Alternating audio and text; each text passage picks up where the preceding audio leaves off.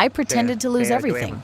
My family showed me who they really were. Bạn đã The tới day à? I told my children I Có was thằng Độ nó bankrupt, bị giùm nó they nữa. started dividing my belongings before I was even gone.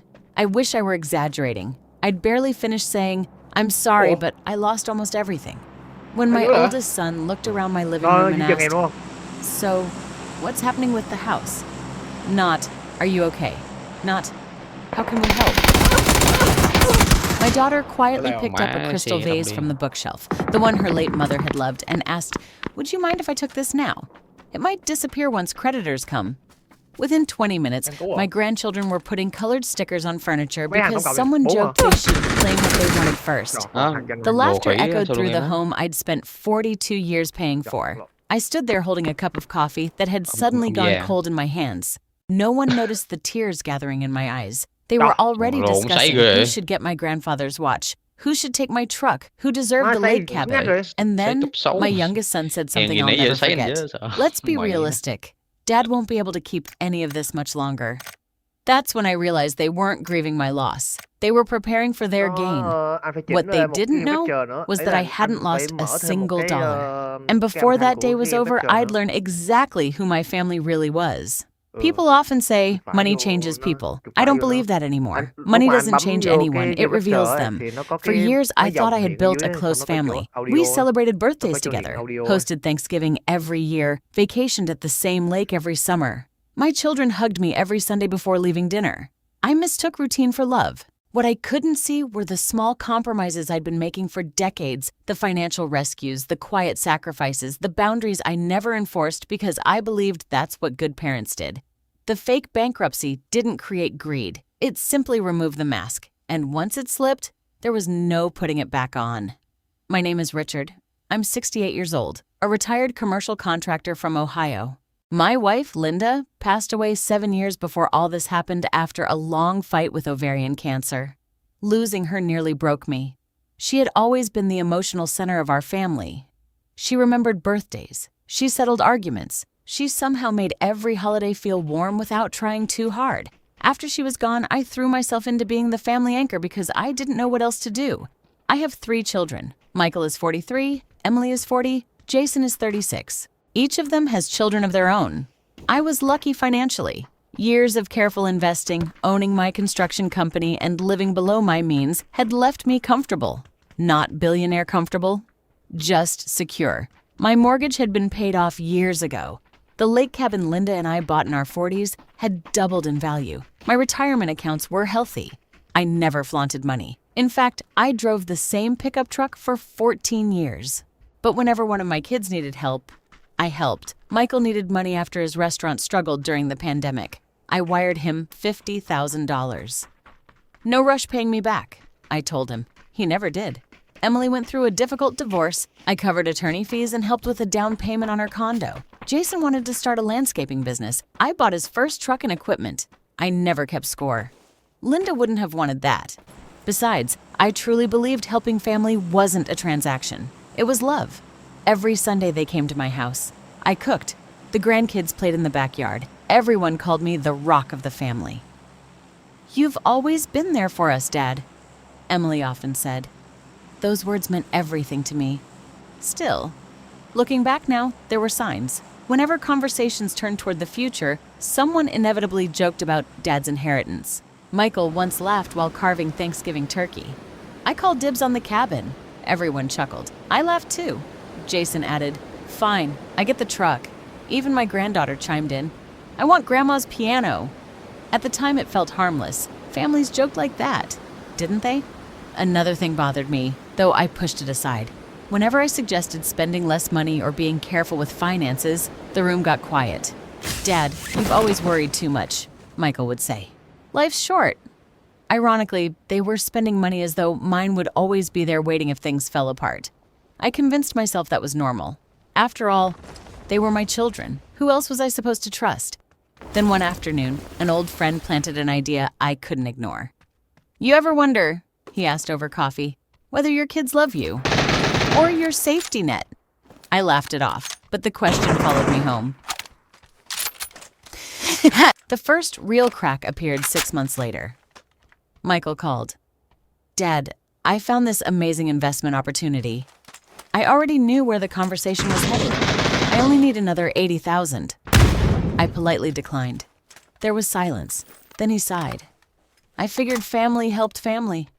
The guilt hit exactly where he intended. A week later, Emily asked if I could co-sign another mortgage because she wanted a larger home. I don't feel comfortable doing that, I said gently. Her smile faded. You trust strangers at the bank more than your own daughter? That one hurt.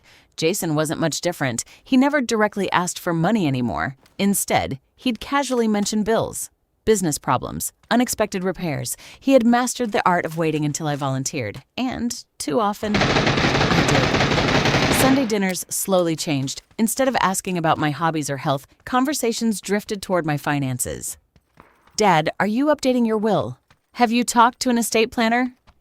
You really should simplify everything while you're healthy. At first, it sounded practical. Eventually, it sounded rehearsed. One evening, I overheard something I was never supposed to hear. Emily whispered to Michael in my kitchen. If Dad ever sells the cabin before he dies, that's going to mess everything up. Michael answered quietly. He won't. How do you know? Because he still thinks of it as Mom's place. I stood frozen behind the hallway corner. Neither of them knew I was there. That conversation haunted me. Not because they discussed inheritance, because they discussed it as though ownership had already transferred, as though I was merely occupying assets that would soon belong to them. I started experimenting. Nothing dramatic, just boundaries. When Michael asked to borrow my truck, I said no because I needed it. He left 15 minutes later instead of staying for dinner. When Emily wanted me to babysit for an entire week while she vacationed with friends, I declined. She barely called for the next month. Jason stopped visiting unless he needed help fixing something. Patterns became impossible to ignore. Affection arrived attached to requests. Phone calls increased before birthdays and holidays. If I said yes, I was the greatest dad. If I hesitated, I became stubborn, old-fashioned, selfish. The hardest part wasn't their behavior. It was admitting I'd helped create it. Every time I'd solve their problems instead of letting them solve their own, I'd taught them that my role wasn't to be loved. It was to provide. That's a painful realization for any parent, especially one who believed generosity and love were the same thing. Then my attorney asked me a simple question during an estate planning meeting. Mr. Walker, if something happened today, are you confident your family would stay united? I opened my mouth to answer. Nothing came out, because for the first time, I wasn't sure. The fake bankruptcy wasn't my idea. It was my attorney's. You don't need to tell them it's a test, she said. Just tell them your investments collapsed because of fraud and legal problems. Watch what happens. I hated the idea. It felt dishonest. But another part of me needed certainty more than comfort. The following Sunday, everyone came for dinner. I looked around the table. 3 children, 3 spouses, 7 grandchildren. The same people I'd spent decades sacrificing for. My hands actually shook. I have something difficult to tell you. The room became quiet. I've been the victim of a major investment scam. Gasps. I don't know exactly what's recoverable. Silence. But financially, I swallowed hard. I'm essentially bankrupt. Nobody spoke for several seconds. Then Michael asked, how bankrupt? Not, are you okay? How bankrupt? I may lose the house. Emily's face was pale. The cabin, too. I don't know. Jason rubbed his forehead. So there's nothing left. I honestly don't know. The emotional temperature in the room changed instantly. It was subtle at first, then unmistakable. Dinner ended early. Nobody offered to help clean. Nobody hugged me. By Monday morning, Michael called. Dad, maybe it's better if you transfer the cabin into one of our names before creditors take it. I don't think that's legal. We're just trying to protect family property. Family property. Interesting choice of words. Tuesday brought Emily. Dad, maybe I should hold on to Mom's jewelry. Why? So it doesn't disappear. Wednesday, Jason suggested moving my tools to the garage. I'll keep them safe. Safe. Everything suddenly needed to be protected. By Friday, they had started calling each other instead of me. I learned this from my granddaughter, who accidentally mentioned hearing adults argue about what was still worth saving. Then came the group meeting. Michael organized it. We've been talking. We? The family. I nodded. And? We think you should sell the house immediately. I've lived here 42 years. That's exactly why it'll sell. Emily added, You can't be emotional right now. Jason leaned forward. You should move into assisted living. I stared at him. I'm 68, not 98. It would reduce expenses. They had spreadsheets, actual spreadsheets, listing my possessions, estimated values, potential buyers, suggested distributions. One page literally said, items family should retain before liquidation. I felt sick. No one asked what I wanted. No one asked how I was sleeping. No one asked whether I'd eaten. I wasn't their father anymore. I was in a state in decline. A financial event to manage? Still, I said nothing. I kept watching, because I needed to know how far this would go. I didn't have to wait long. 3 days later, I came home from lunch and found my front door unlocked. Voices echoed through the house. I walked into the living room. Michael, Emily, Jason, all inside, boxes everywhere. What are you doing? Michael barely looked embarrassed. We're organizing. Emily held Linda's photo albums. I figured I'd take these before they got damaged. Jason had already disconnected my television. My grandson was carrying one of my antique lamps toward the garage. I couldn't believe what I was seeing. You came into my house without asking? Michael held up a spare key. You gave us these years ago. Not for this. He sighed as though I were being unreasonable. Dad, we're trying to help. No. My voice stayed calm. You're helping yourselves. Nobody answered. Then Emily quietly said something that shattered whatever hope I still had. You won't need all this anymore. The room went completely silent. I looked around. Every object represented a memory. Linda's favorite quilt, my father's military medals, our wedding china. And my own children had already decided I no longer deserved them. That was the moment something inside me changed. Not anger, clarity. I reached into my pocket, pulled out my phone, and called my attorney. It's time. The following Saturday, I invited everyone back. They assumed it was another family meeting. Instead, my attorney was sitting beside me at the dining room table. Confusion spread across their faces. I began quietly. I owe all of you an apology. They looked relieved. I wasn't bankrupt. Silence. What? Michael asked. I never lost my money. Emily's face drained of color. Jason stared without blinking. I wanted to know something. I looked at each of them.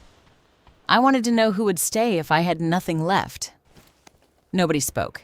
My attorney slid several folders across the table. Inside were photographs, security camera footage, dates, notes, records of property removed from my home, copies of text messages they'd sent each other discussing my belongings. I hadn't expected to need evidence, but my attorney had insisted. You planned all this? Michael whispered. No, I answered. I hoped I was wrong. Emily started crying. Dad, no. For the first time in years, I interrupted. You didn't ask whether I was scared. You didn't ask if I needed a place to stay. You never offered one meal. You only talked about what you thought you'd lose. Jason rubbed his face. We panicked. You planned my life while I was still living it. Nobody denied that, because they couldn't. I took a deep breath. I've rewritten my estate plan. Their heads lifted immediately.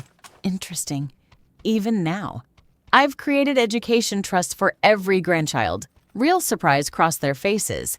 The cabin will become a family retreat managed by an independent trustee. No individual ownership. The house, I smiled sadly, will be sold after my death, and proceeds will go primarily to charities supporting widows and trade school scholarships. Michael looked stunned. What about us? I answered honestly. I already gave you your inheritance. The room became painfully quiet. The business loans, the legal fees, the down payments, the years of financial rescue. I just never called it inheritance. Emily sobbed openly. Jason stared at the floor. Michael finally whispered, We messed up. Yes, you did. But not because you wanted money. They looked confused. You forgot I was your father before I was your provider. No one had an answer for that, because there wasn't one. That confrontation happened nearly 3 years ago. Life looks different now. The spare house keys were returned. Sunday dinners stopped for a while. The silence was painful, but it was honest. Over time, small things changed. Jason began visiting without asking for anything. Sometimes we simply drank coffee on the porch. Emily started calling just to check on my health. Our conversations became shorter but more genuine. Michael took the longest. Nearly 18 months passed before he apologized without mentioning money once. I believed him, not because of the words, because he'd changed his actions. The education funds remain untouched. The charitable plans remain exactly as written. My children know they won't inherit wealth simply because they're related to me. Relationships are earned, trust is rebuilt.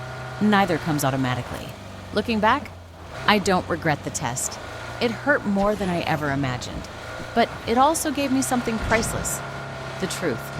Sometimes the greatest gift isn't discovering who will stand beside you during success. It's discovering who remains when they believe there's nothing left to gain. If you've ever had to choose between family and your own peace, let me know in the comments. I'd love to hear your story. And don't forget to subscribe for more real-life drama stories.